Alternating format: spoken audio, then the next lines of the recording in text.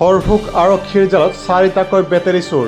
বৰপেটা জিলাৰ হৰভোগ আৰক্ষীয়ে গোপন খবৰৰ ভিত্তিত আজি পুৱতি নিশা এক বিশেষ অভিযান চলাই চাৰিটা দুৰ্ধৰ্ষ বেটেৰী চোৰক আটক কৰিবলৈ সক্ষম হয়।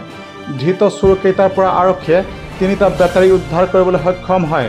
ধৃত চোৰকেইটা হাউলী ভেৰাগাঁও ছাইফুল ইছলাম, বৰপেটা ধানবান্ধাৰ চুকুৰ আলী, বাঘবৰৰ সত্ৰকণা ৬ নং খণ্ডৰ মুক্তাৰ মোল্লাহ আৰু বাঘবৰৰ সত্ৰকণা ৫ নম্বৰ ছিটৰ শ্বাহাদাত চিকদাৰ বুলি জানিব পৰা গৈছে।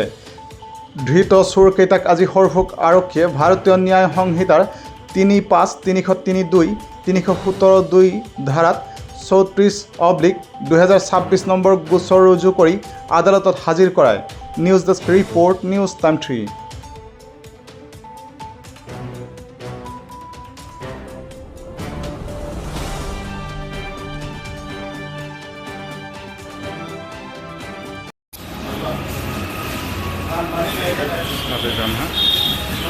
কি নাম? শাহাদাত সিকদাৰ কোন ঘৰ? ছত্ৰপুৰা। কি লইছে? বেতাৰি চুৰি কৰছে।